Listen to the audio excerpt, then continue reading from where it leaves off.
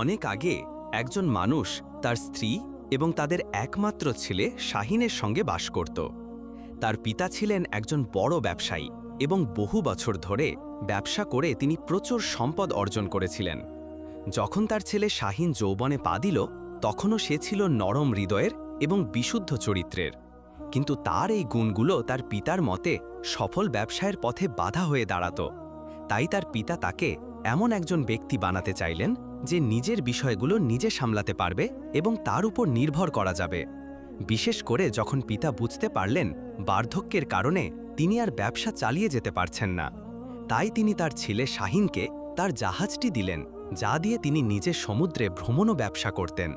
তিনি জাহাজটি সব ধরনের পণ্য দিয়ে ভরে দিলেন, যাতে শাহিন দূর দূরান্তের দেশে গিয়ে ব্যবসা করে এবং প্রমাণ করে যে সে তার পিতার ভরসার যোগ্য।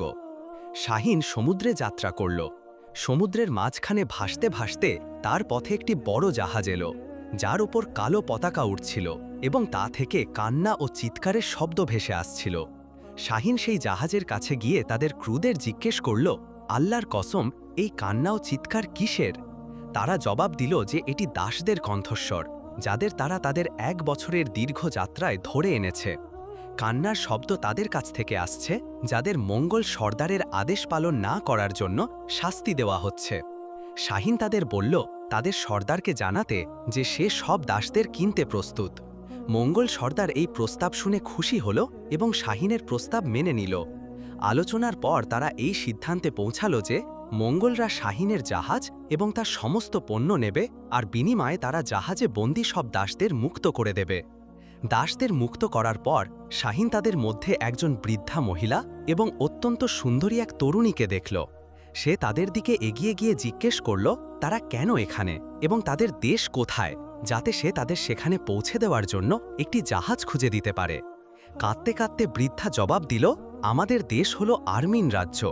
এই তরুণী সেই দেশের রাজার মেয়ে, তার নাম রাহাব, আর আমি তার গৃহশিক্ষিকা। একটি অভিশপ্ত দিনে মঙ্গলরা আমাদের অপহরণ করেছিল।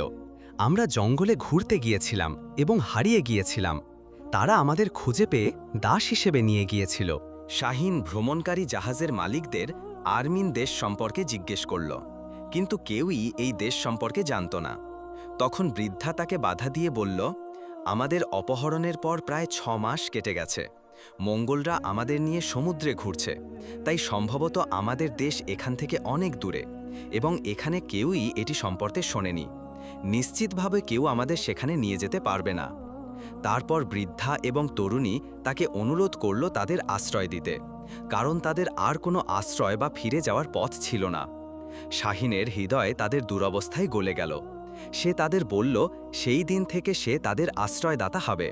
তাদের এক ছাদের নিচে একসঙ্গে বসবাসের জন্য সে তরুণীর হাত চাইল। তরুণী খুশি হয়ে তার প্রস্তাবে রাজি হল। শাহিন তাকে বিয়ে করল এবং তার পিতার কাছে ফিরে গেল।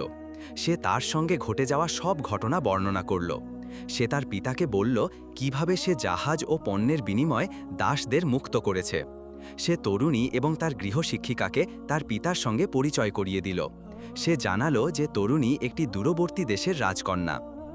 এই কথা শুনে তার পিতা প্রচণ্ড রেগে গেলেন। তিনি বললেন, তুমি কি পাগল হয়ে গেছো আমার ছেলে? এভাবে কি ব্যবসা করা যায়? তুমি তোমার পিতার সম্পদ ধ্বংস করেছ। তারপর তিনি শাহিনকে বাড়ি থেকে বের করে দিলেন। শাহিন তার স্ত্রী ও গৃহশিক্ষিকার সঙ্গে একটি নির্জন বাড়িতে বসবাস করতে লাগল। কিন্তু শাহিন তার পিতামাতার সঙ্গে সম্পর্ক ছিন্ন করেনি। সে বারবার তাদের কাছে গিয়ে ক্ষমা প্রার্থনা করত। অবশেষে তার পিতার হৃদয় গলে গেল। তিনি শাহিনকে ফিরে আসতে এবং তার স্ত্রী ও গৃহশিক্ষিকা সহ বাড়িতে থাকতে বললেন। শাহিন তাই করল। তার পিতা তার জন্য আগেরটির চেয়ে বড় একটি জাহাজ কিনে দিলেন এবং তা পণ্যে ভরে দিলেন।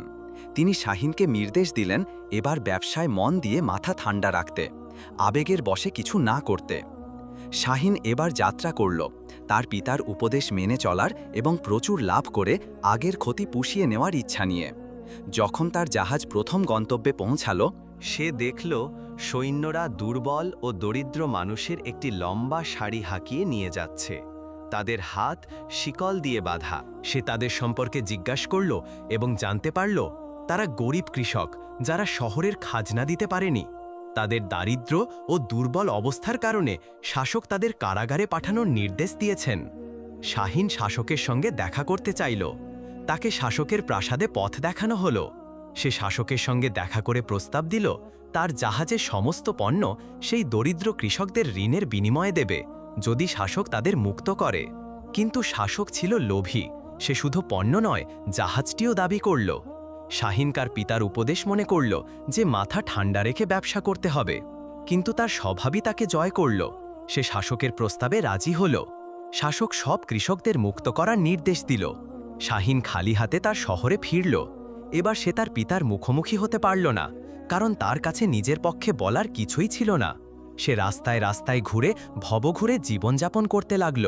যখন মানুষ শাহিনের এই অবস্থা দেখল এবং তার কারণ জানল, তারা তার পিতাকে জানালো এবং তাকে ক্ষমা করার জন্য অনুরোধ করল।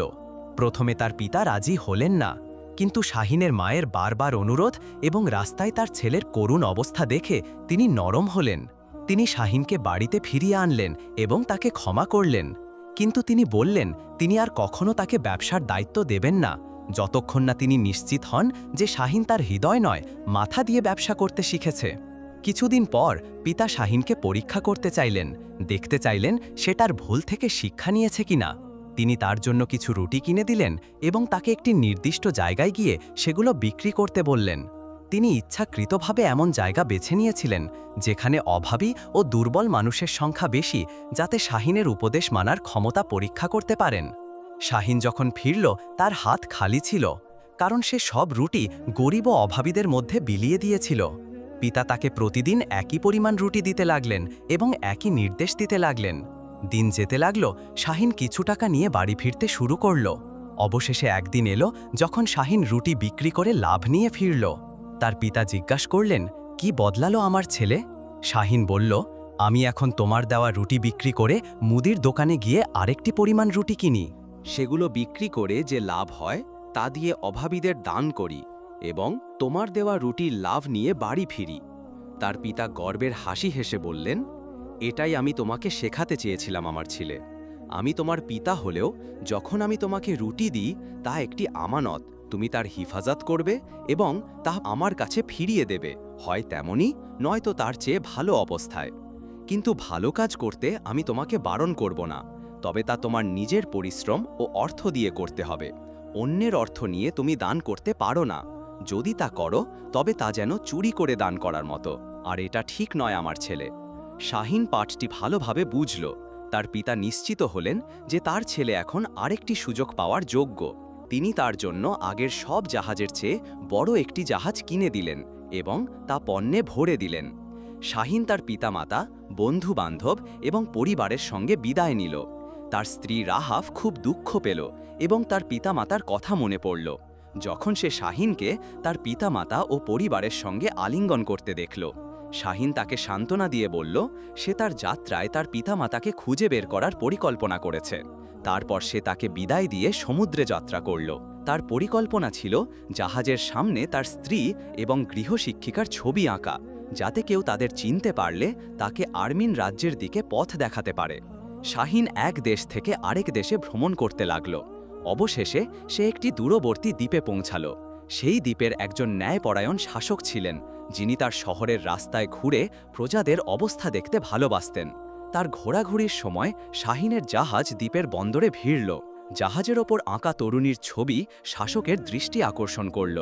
তিনি নিশ্চিত ছিলেন যে তিনি এই মুখ আগে কোথাও দেখেছেন, কিন্তু কোথায় বা কখন তা মনে করতে পারলেন না। তিনি জাহাজের মালিকের সঙ্গে দেখা করতে চাইলেন। শাহিন তার সঙ্গে দেখা করতে এলো এবং তাকে অভিবাদন জানালো। শাসক ছবিটি সম্পর্কে জিজ্ঞেস করলেন।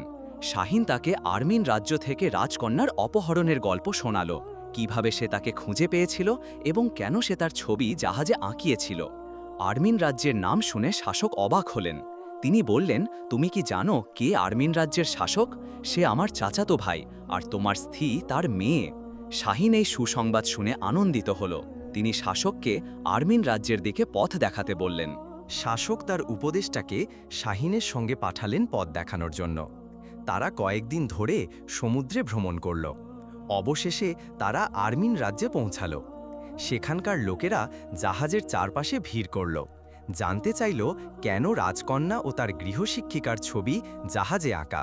তারা দুজন অনেক আগে থেকে নিখোঁজ ছিল। সৈন্যরা এই দৃশ্য দেখে জাহাজের দিকে এগিয়ে গেল। তারা শাসকের চাচাতো ভাইয়ের উপদেশটাকে চিনতে পারল। তারা তাকে এবং তার সঙ্গীদের অভ্যর্থনা জানিয়ে রাজার প্রাসাদে নিয়ে গেল। রাজা যখন তার মেয়ে ও গৃহশিক্ষিকার অপহরণের কাহিনী শুনলেন, মঙ্গলদের হাতে তাদের দুর্দশার কথা জানলেন, তিনি খুব দুঃখ পেলেন। কিন্তু যখন তিনি জানলেন যে তার মেয়ে বেঁচে আছে এবং তার স্বামীর পরিবারের সঙ্গে সম্মানের সঙ্গে বসবাস করছে, তিনি, রানী এবং পুরো রাজ দরবার অপার আনন্দে ভরে গেল। রাজা শাহিনকে স্বাগত জানালেন এবং তার সম্মানে একটি বড় উৎসবের আয়োজন করলেন।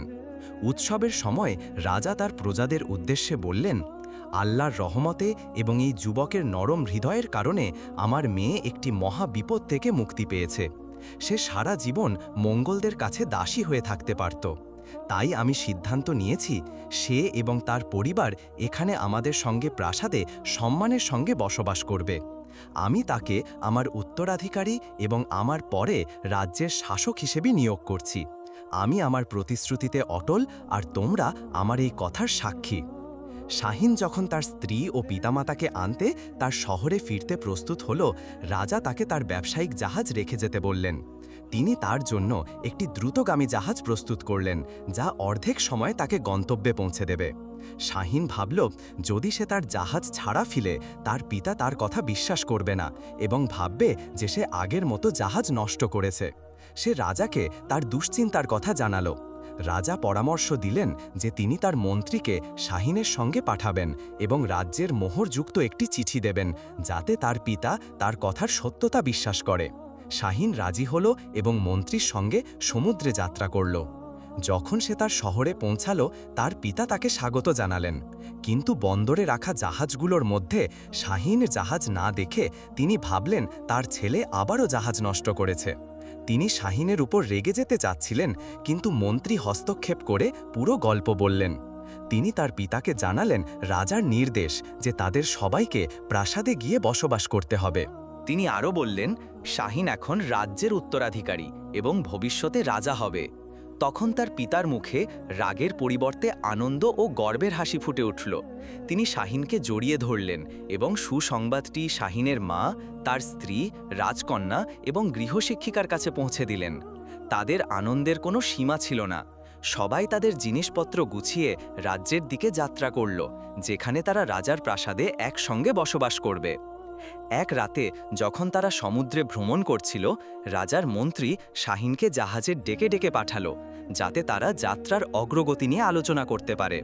শাহিন মন্ত্রীর ওপর পুরোপুরি ভরসা করত, কারণ তিনি রাজার পক্ষ থেকে নিযুক্ত ছিলেন। কিন্তু যখন মন্ত্রী শাহিনের সঙ্গে একা হলো, সে অতর্কিতে শাহিনকে ধাক্কা দিয়ে সমুদ্রে ফেলে দিল। তারপর সে তার কেবিনে ফিরে গেল। শাহিনের বারবার চিৎকার সত্ত্বেও কেউ তা শুনতে পেল না। মন্ত্রীর উদ্দেশ্য ছিল শাহিনকে রাজ্যের শাসন থেকে দূরে রাখা। সে অনেক আগে থেকেই রাজকন্যার হাত চাওয়ার পরিকল্পনা করছিল, যাতে সে নিজে রাজ্যের শাসনভার গ্রহণ করতে পারে।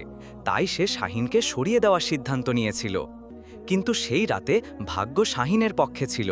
ঝড়ো সমুদ্রের ঢেউ তাকে কাছের একটি মরুদ্বীপের তীরে ভাসিয়ে নিয়ে গেল, কিন্তু সেটি ছিল একটি শুকনো, অনুর্বর দ্বীপ। এদিকে জাহাজে থাকা অন্যরা পরের দিন সকালে আবিষ্কার করল যে শাহিন জাহাজ থেকে নিখোঁজ। তারা ভাবল সে রাতে সমুদ্রে পড়ে ডুবে গেছে। যখন তারা রাজ্যে পৌঁছালো এবং রাজা এই খবর জানলেন, তিনি খুব দুঃখ পেলেন। তার মেয়ের সঙ্গে পুনর্মিলনের আনন্দ অসম্পূর্ণ রয়ে গেল। পুরো রাজ দরবার শাহিনের মৃত্যুতে শোকাহত হল। তবুও রাজা শাহিনের পিতামাতাকে স্বাগত জানালেন। তিনি তাদের হৃদয়ে সান্ত্বনা দেওয়ার চেষ্টা করলেন এবং তাদের জন্য প্রাসাদে একটি বিশেষ কক্ষের ব্যবস্থা করলেন। কিন্তু এতেও তাদের একমাত্র ছেলেকে হারানোর শোক কমল না। এদিকে শাহিন দ্বীপে প্রায় 1 মাস কাটিয়ে দিয়েছিল। সে মাছ এবং শৈবাল খেয়ে বেঁচেছিল। প্রতিদিন সে দ্বীপের এক একটি অংশে ঘুরত, আশায় যে কিছু পাবে যা তাকে এই জায়গা থেকে বের হতে সাহায্য করবে। একদিন হঠাৎ সে তীরে একজন বৃদ্ধকে দেখল, যিনি মাছ ধরছিলেন। শাহিন তার কাছে গিয়ে জিজ্ঞেস করল, আপনি কে? কিভাবে এই দ্বীপে এলেন? বৃদ্ধ জবাব দিলেন, আমি শুধু একজন বৃদ্ধ, যিনি একটি তিমির পিঠে চড়ে বিশ্ব ভ্রমণ করেন। শাহিন মনে মনে ভাবল, এই বৃদ্ধ নিশ্চয়ই দীর্ঘদিন একা থাকার কারণে তার মানসিক ভারসাম্য হারিয়েছেন। কিন্তু শাহিন তার প্রতি সহানুভূতি অনুভব করল এবং তার সঙ্গে থাকার সিদ্ধান্ত নিল। কিন্তু ঘটনা উল্টো হল। বৃদ্ধই শাহিনের যত্ন নিতে লাগলেন এবং তাকে পানি ও খাবারের জায়গা দেখিয়ে দিতে লাগলেন। কয়েকদিন এভাবে কাটল।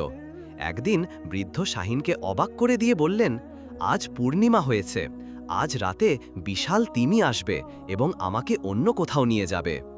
রাত হল। শাহিন বৃদ্ধের উপর নজর রাখছিল, ভয়ে যে তিনি কিছু করেন যা তার ক্ষতি করতে পারে, কারণ সে ভাবছিল বৃদ্ধ এখনও অলিক কথা বলছেন। হঠাৎ দিগন্তে একটি উঁচু ঢেউ দেখা গেল। তার নিচ থেকে একটি বিশাল তিমি বেরিয়ে এলো। তিমি তার মাথা নিচু করল যাতে বৃদ্ধ তার পিঠে চড়তে পারেন। শাহিন এই দৃশ্য দেখে হতবাক হয়ে গেল এবং তার জিহ্বা আটকে গেল। সে বৃদ্ধের দিকে চিৎকার করে বলল, আমি আপনার কাছে মিনতি করছি, আমাকে আপনার সঙ্গে নিয়ে যান। বৃদ্ধ বললেন, তুমি আমাকে কি পুরস্কার দেবে? শাহিন বলতে চাইল যে সে রাজ্যের উত্তরাধিকারী এবং শীঘ্রই রাজা হবে, তাকে যা চাইবে তাই দেবে। কিন্তু সে তার পিতার উপদেশ মনে করল যে তার নিজের নয় এমন কিছু দিয়ে প্রতিশ্রুতি দেওয়া যাবে না। বৃদ্ধ তার চিন্তায় বাধা দিয়ে বললেন, আমি অজ্ঞ নই যে তোমার কাছে পুরস্কার চাইব। আমি জানি তোমার কাছে এখন কিছুই নেই। এই নাও একটি কাগজ, কলম আর কালি। যদি তুমি লিখে দাও যে তুমি আমাকে তোমার রাজ্যের অর্ধেক দেবে, তবে আমি তোমাকে যেখানে চাও সেখানে নিয়ে যাব। শাহিন তৎক্ষণাৎ রাজি হল এবং তার অনুরোধ লিখে দিল। বৃদ্ধ তাকে তিমির পিঠে নিয়ে আর্মিন রাজ্যে পৌঁছে দিলেন। বিদায়ের আগে বৃদ্ধ বললেন, জানো, আমি বিশ্ব ভ্রমণ করি। একদিন আমি তোমার কাছে ফিরে আসব এবং তুমি যা প্রতিশ্রুতি দিয়েছ তা চাইব। তারপর বৃদ্ধ চলে গেলেন। শাহিন তার ছেঁড়া কাপড় ও দুর্বল অবস্থায় রাজপ্রাসাদের দিকে এগিয়ে গেল। প্রাসাদের প্রহরীরা তাকে এক কথাও বলতে না দিয়ে তাড়িয়ে দিল, ভেবে যে সে একজন পাগল। শাহিন রাজ্যের গলিপথে ঘুরতে লাগল, কাউকে খুঁজতে লাগল যে তাকে চিনতে পারে এবং রাজার কাছে তার বার্তা পৌঁছে দিতে পারে। তারপর তার মনে পড়ল, রাজা ও তার দরবার প্রতি কয়েকদিন পর শহরের রাস্তায় ঘুরতে বের হন। সে সেই দিনের জন্য অপেক্ষা করতে লাগল। অবশেষে সেই দিন এলো। রাজা, তার পরিবার এবং দরবার সৈন্যদের ঘিরে মিছিল নিয়ে বের হলেন। শাহিন মিছিলের কাছে যাওয়ার জন্য প্রথম পদক্ষেপ নিল। হঠাৎ সে সেই মন্ত্রীকে দেখল যে তাকে সমুদ্রে ফেলে দিয়েছিল, রাজার পাশে ঘোড়ায় চড়ে যাচ্ছে। শাহিন ভয়ে পিছিয়ে গেল, যদি মন্ত্রী তাকে চিনে ফেলে এবং রাজার কাছে পৌঁছানোর আগেই তাকে হত্যা করে অথবা তার পরিবারের ক্ষতি করে। মিছিলের কাছাকাছি থাকার সময় তার স্ত্রী রাজকন্যার সঙ্গে তার চোখাচোখি হল। সে নিশ্চিত ছিল যে তার ঝাঁকড়া চুল, দাড়ি এবং মরুদ্বীপের রোদে পোড়া কালো মুখের কারণে রাজকন্যা তাকে চিনতে পারবে না। কিন্তু রাজকন্যা তার দিকে তাকিয়েই রইল যখন তার গাড়ি দ্রুত দূরে চলে যাচ্ছিল। প্রহরীরা মানুষদের মিছিলের কাছে আসতে বাধা দিচ্ছিল। মিছিল প্রাসাদে ফিরে গেলে রাজকন্যা তার পিতা রাজাকে বললেন, সেই রুক্ষ চেহারার যুবকটি তার মৃত স্বামীর মতো দেখতে। রাজা তখন সেই যুবক ও সেই মুহূর্তের কথা মনে করলেন যখন সে তার দিকে এগিয়ে আসছিল কিন্তু কিছু দেখে পিছিয়ে গিয়েছিল। রাজা তখন ভেবেছিলেন সে একজন পাগল ছাড়া আর কিছু নয়, কিন্তু তার মেয়ের কথা শুনে তিনি ভাবলেন বিষয়টি তদন্ত করা উচিত, হয়তো যুবকটি কিছু গুরুত্বপূর্ণ বলতে চায়। রাজা তার দুজন বিশ্বস্ত প্রহরীকে পাঠালেন যারা মিছিলে ছিলেন না, যাতে নিশ্চিত হওয়া যায় যে যুবক তাদের দেখে ভয় পায়নি। প্রহরীরা শাহিনকে খুঁজে বের করল। তারা তার নাম ও কোথা থেকে এসেছে জিজ্ঞেস করল। শাহিন বলল, আমি একটি দূর দেশ থেকে এসেছি। আমি আর্মিন রাজ্যে এসেছি রাজার কাছে অভিযোগ করতে। তার জামাই, যাকে সে তার মেয়ের সঙ্গে বিয়ে দিয়েছে এবং প্রাসাদে আশ্রয় দিয়েছে, সে আমার সম্পত্তি হাতিয়ে নিয়েছে যা আমি তার ওপর ভরসা করে রেখেছিলাম। সে ভেবেছিল আমি তাকে খুঁজে পাব না। আমি চাই তোমরা আমাকে রাজার কাছে নিয়ে যাও যাতে আমি তার বিরুদ্ধে অভিযোগ করতে পারি। শাহিন কথা শেষ করার আগেই মন্ত্রী সেখানে এসে পড়ল। সে জিজ্ঞেস করল, এই যুবক কে? প্রহরীরা বলল, সে শাহিনের বিরুদ্ধে অভিযোগ করতে রাজার কাছে যেতে চায়। মন্ত্রী নিশ্চিন্ত হল যে এই যুবক রাজার জামাই নয়। সে ভাবল এই যুবকের সাক্ষ্য শাহিনের বিরুদ্ধে ব্যবহার করা যাবে। তিনি নিজে যুক্ষককে প্রাস্তে নিয়ে গেল। রাজার সামনে দাঁড়িয়ে শাহিনকে তার কথা বলতে বলা হলো। রাজকন্যা তখনও উপস্থিত ছিলেন, কারণ তিনি যুক্ষকের প্রতি কিছু একটা অনুভব করছিলেন। শাহিন বলল, আমাকে মাফ করুন মহারাজ, আমি আপনার কাছে পৌঁছনোর জন্য মিথ্যা বলেছি। সত্য এই যে আমি শাহিনও আপনার শ্বশুর এবং আপনার মেয়ের স্বামী। সবাই অবাক হল। আনন্দের সঙ্গে তাদের মুখে সন্দেহও ফুটে উঠল। কিন্তু মন্ত্রীর মুখ ফ্যাকাশে বলে গেল। তিনি চিৎকার করে বলে উঠল, এ কি মিথ্যা, এটা উপহাস। তিনি সৈন্যদের শাহিনকে ধরে নিয়ে যেতে আদেশ দিল। রাজা তাকে ধমকে চুপ করতে বললেন। তিনি তার চাকরদের ডেকে প্রাসাদের নাপিতকে আনতে বললেন। নাপিত শাহিনের দাড়ি ও চুল কেটে দিল। তখন প্রাসাদে বিস্ময় ছড়িয়ে পড়ল। শাহিনের বাবা মা খবর পেয়ে ছুটে এলো। তারা দেখল শাহিন তার স্ত্রীকে জড়িয়ে ধরেছে। রাজা ও সমস্যার দৃষ্টিতে আনন্দ ও বিস্ময়। রাজা শাহিনকে জিজ্ঞাসা করলেন, জাহাজে কি ঘটেছিল? কেন তুমি আমার মুখব দেখে সঙ্গে সঙ্গে সত্য বলেনি? শাহিন বলল, আপনার মন্ত্রী আমাকে সমুদ্রে ফেলে দিয়েছিল। আমি আপনার মুখবকে কথা বলতে চেয়েছিলাম, কিন্তু ভয় পেলাম মন্ত্রী আমাকে চিনে ফেলে। আমার আগে আপনার কাছে পৌঁছে আমাকে বা আমার পরিবারকে কষ্ট দেবে, তাই আমি পিছিয়ে গেলাম। প্রহরীর কদে মিথ্যা বললাম, কারণ জানতিমান তার প্রভাবে আমার কথা আপন্যায় পৌঁছবে না। রাজা মন্ত্রীর ওপরে প্রচণ্ড রাগলেন। তিনি সৈন্যদের তাকে ধরে কারাগারে নিয়ে যেতে আদেশ দিল। তিনি বললেন, শাহিন যে শাস্তি চায় তাই হবে। সৈন্যরা মন্ত্রীকে ধরে কারাগারে নিয়ে গেল। তিনি বলতে লাগল, হেন আমি এই নিচের চেয়ে রাজত্বের যোগ। কিছু সময় পরে মন্ত্রী শাহিনের কাছে শাস্তি চাইল। শাহিন তাকে ক্ষমা করে দিল, তবে শর্ত দিল যে তাকে রাজ্য থেকে নির্বাসিত হতে হবে এবং সারা জীবন ফিরে আসতে পারবে না। দিন কেটে গেল। শাহিন রাজাকে রাজ্য পরিচালনায় সাহায্য করতে লাগল। রাজা যখন বার্ধক্যে রাজ্য চালাতে অক্ষম হল, তিনি শাহিনকে রাজত্ব হস্তান্তর করল। একদিন হঠাৎ একজন শাহিনের সঙ্গে দেখা করতে এলো। তিনি ছিলেন সেই বৃদ্ধ যিনি শাহিনকে মরুদ্বীপ থেকে উদ্ধার করেছিল। শাহিন তাকে অভ্যর্থনা করল এবং সম্মান করল।